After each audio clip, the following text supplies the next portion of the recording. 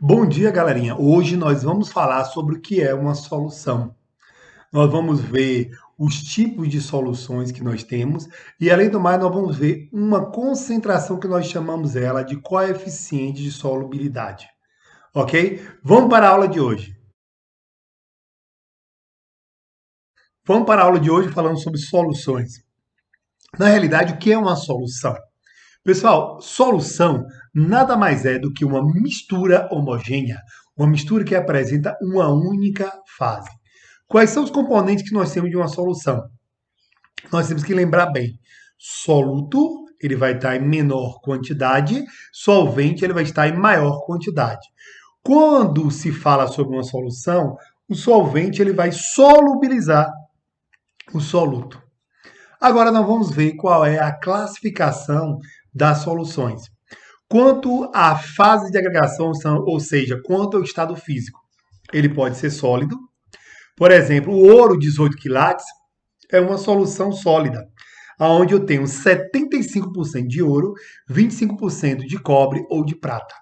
Quando se fala sobre soluções, a primeira ideia que o aluno tem é de que só existe soluções no estado líquido. A água do mar, por exemplo, ela filtrada, ela representa uma solução aquosa, onde nós temos diversos sais dissolvidos. Mas também nós temos soluções que se encontram no estado gasoso. O atmosférico filtrado, por exemplo, ela é uma solução gasosa. Toda mistura de gases, ela vai ser sempre homogênea. Vamos ver aqui, pessoal, a outra classificação da solução quanto à natureza do soluto. Por exemplo, se eu coloco sal de cozinha na água, por esse sal, esse NaCl, ele tem uma ligação iônica, nós dizemos que ele é iônico. Mas se você mistura na água o açúcar, que é a molécula de sacarose, a ligação que existe dentro dessa molécula ela é exclusivamente covalente. Então nós dizemos que essa solução ela é molecular. Lembrando vocês que a maioria dos iônicos eles conseguem conduzir a eletricidade. O molecular não.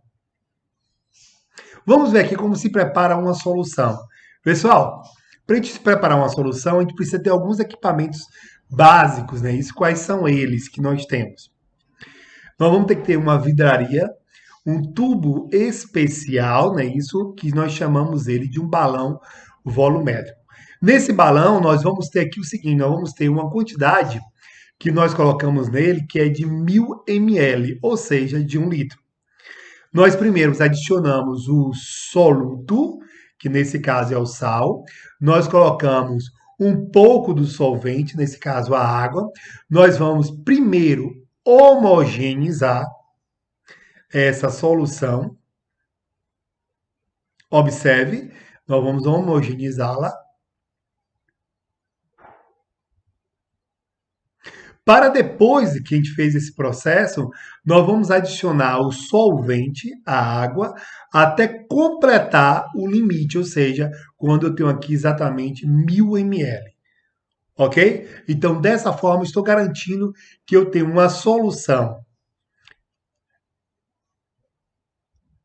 de 1 litro.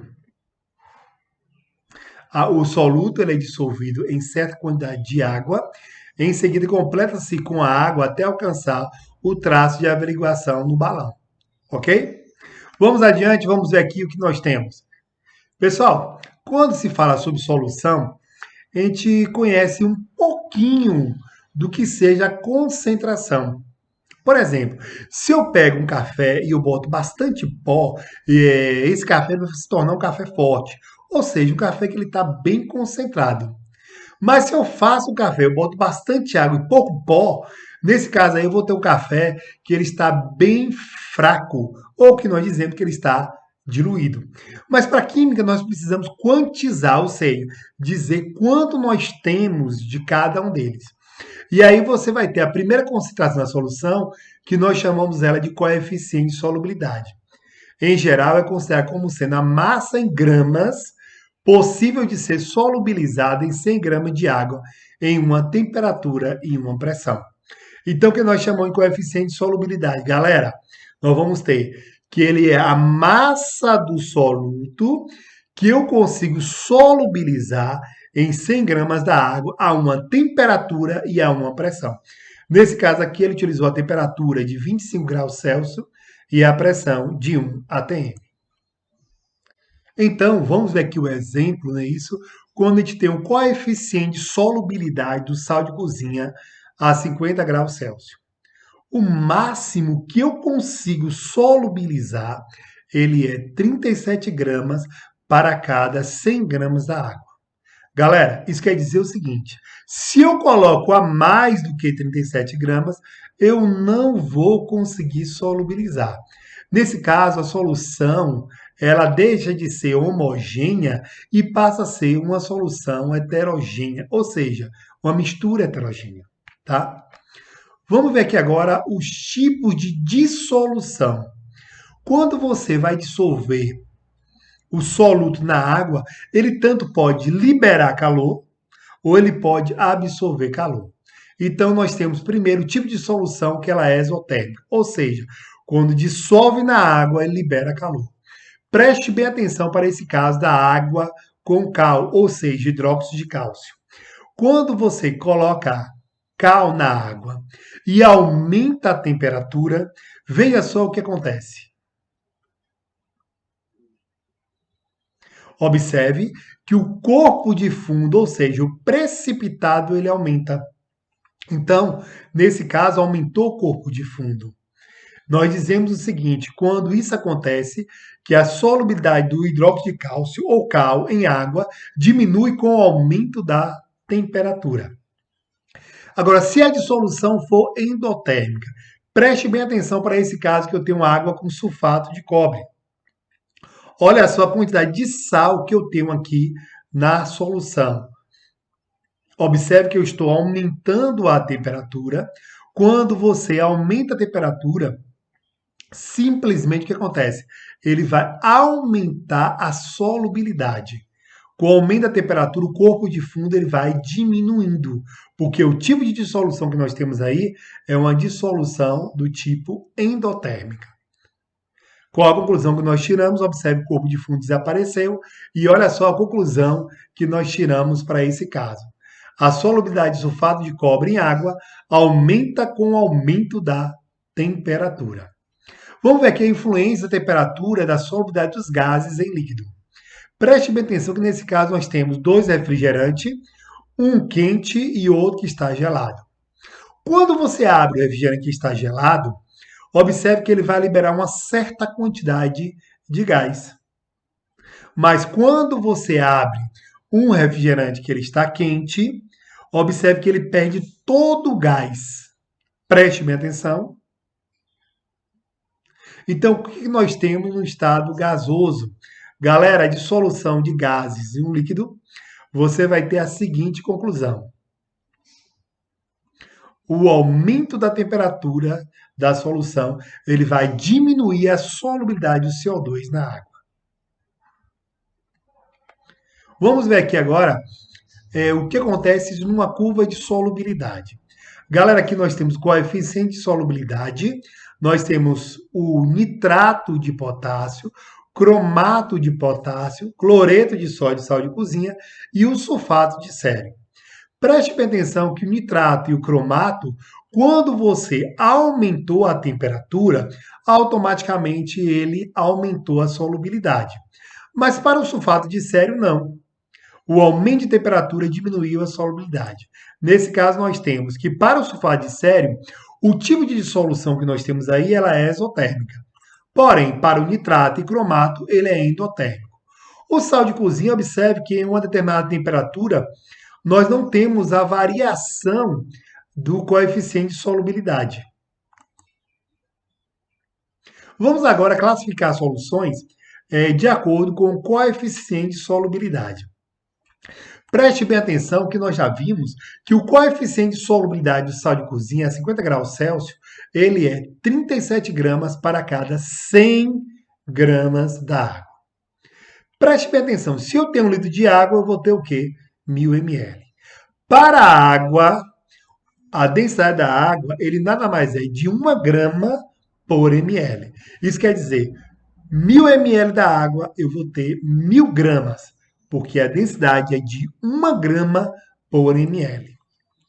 Pessoal, em 1 litro de água que eu tenho 1000 ml, eu vou ter exatamente 1000 gramas. Se são 37 gramas por 100 da água, se eu aumento para 1000, é 10 vezes maior. Então, o máximo que eu consigo solubilizar em 1 litro de água, ele é 370 gramas. Se eu coloco 200 gramas, isso quer dizer que ele está abaixo do coeficiente de solubilidade. Nós dizemos, pessoal, nesse caso, que a solução ela é insaturada ou não saturada. Porém, se eu coloco o limite, que é 370 gramas, nesse caso, o que nós temos? Nós temos uma solução que ela é saturada, ela está no limite. É o máximo que eu consigo solubilizar. Mas se eu colocar mais, o que vai acontecer? Eu vou solubilizar uma parte e a outra parte eu não solubilizo. Se eu tenho 400 gramas de NaCl em uma solução, ele vai solubilizar o limite, que é 370, 30 gramas não vai estar solúvel. Nesse caso, eu vou ter o quê? Uma solução saturada em cima e ele vai apresentar ainda, pessoal, o que nós chamamos de corpo de fundo ou corpo de chão. Porém, eu ainda posso apresentar outro tipo de solução, que é uma solução que ela é supersaturada. Galerinha, lembrando aquele caso dos 400 gramas, que eu tenho uma solução saturada com corpo de fundo. Observe o que eu vou fazer com ela. Eu vou aquecer. Ao aquecer de 50 para 80, eu vou conseguir solubilizar todo o corpo de fundo. Nesse caso, ele vai desaparecer, quer dizer, ele vai solubilizar. Ok? Então, nós vamos ter aqui agora. Quando eu resfrio essa solução, ela sai de 80 para 50, eu vou ter o quê? Eu vou ter uma solução que ela tem uma concentração final maior do que o coeficiente de solubilidade. Nesse caso, nós chamamos a solução de supersaturada. Agora, lembre bem, se eu tenho uma solução que ela é supersaturada, nesse caso, ela é uma solução que ela é instável. E se ela é instável, qualquer perturbação no sistema, ela volta a precipitar todo o excesso do sal. Galera, vamos ver aqui agora um vídeo que você vai perceber na realidade o que é uma solução supersaturada, ok? Hoje eu vou fazer um remake, uma regravação do vídeo da água que congela em 1 segundo. Esse vídeo foi gravado há muito tempo e foi o vídeo mais visto do Manual do Mundo da história. Mas naquela época eu gravava numa resolução muito vagabunda e agora eu quero gravar melhor e com uma explicação mais bem feita. Para quem não tem a menor ideia do que eu estou falando, dá só uma olhada nesse copo d'água aqui. É uma água comum, cristalina, mas olha só o que acontece quando eu coloco uma pitadinha de sal nessa água.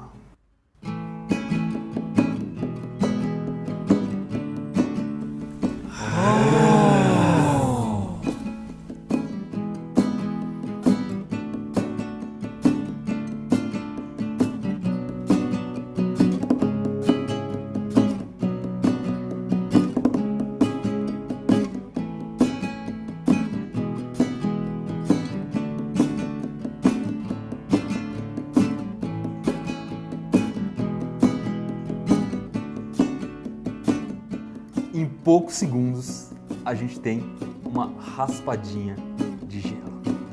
Vamos ver mais uma vez?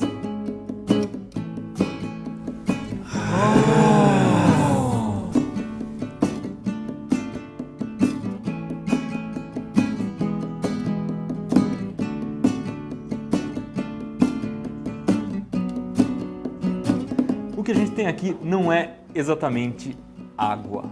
O que a gente tem aqui é uma solução de água com um sal que se chama acetato de sódio. O acetato de sódio é o produto da mistura de vinagre com bicarbonato de sódio e é um sal que dissolve muito bem na água. Quando a água está fria, a gente consegue dissolver só um pouquinho de acetato de sódio nela.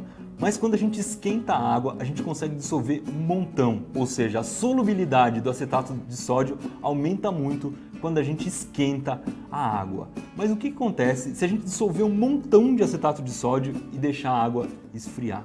O que acontece é que a mistura continua completamente líquida, só que o acetato que está aqui dentro está louco para precipitar, para cristalizar. E para isso acontecer, basta a gente jogar um pouquinho de acetato de sódio sólido ou a gente dá uma batida um pouco mais forte aqui, que o acetato precipita ou cristaliza tudo de uma vez, como a gente acabou de ver. E apesar disso aqui parecer gelo, ele não é nem um pouco frio. Quando o acetato de sódio cristaliza, a mistura toda esquenta, por isso ele é chamado de gelo quente. E eu sei que você vai querer fazer isso em casa. Eu já tentei misturar vinagre com bicarbonato de sódio para gerar o acetato, não fica muito bom, fiz uma lambança de um cheiro de vinagre, ficou em casa durante uns 3 dias. A solução é comprar um potinho desse aqui. Meio quilo de acetato de sódio custa R$ 7,00 e ele vem nesse formato aqui. Eu estou deixando um link aqui embaixo com os lugares onde você pode comprar acetato de sódio pelo correio. O tipo de acetato de sódio que você tem que comprar é o tri-hidratado, esse que vem com 3H2O aqui na frente da fórmula. A primeira coisa que você vai fazer para usar é colocar num copo e misturar com água. Eu uso um copo cheio de acetato de sódio para 4 colheres de água.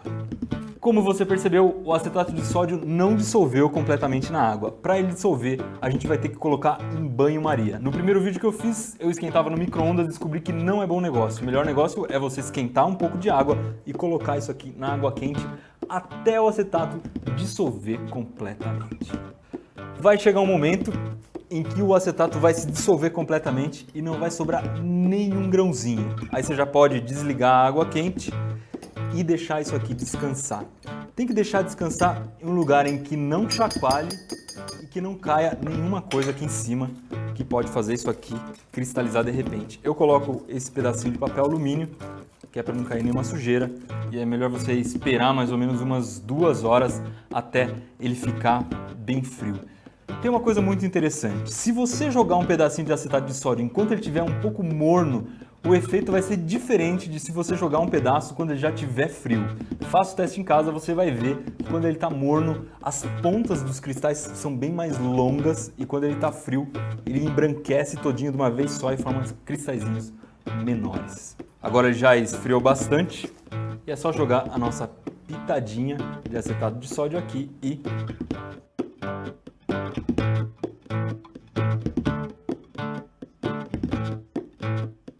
Se você quiser usar isso aqui de novo, é só esquentar mais uma vez e jogar outra pitadinha e vai funcionar para sempre. O único cuidado que você tem que ter é não sujar isso aqui com muita impureza, senão ele vai começar a cristalizar na hora que você não quer e aí a brincadeira vai perder um pouco a graça.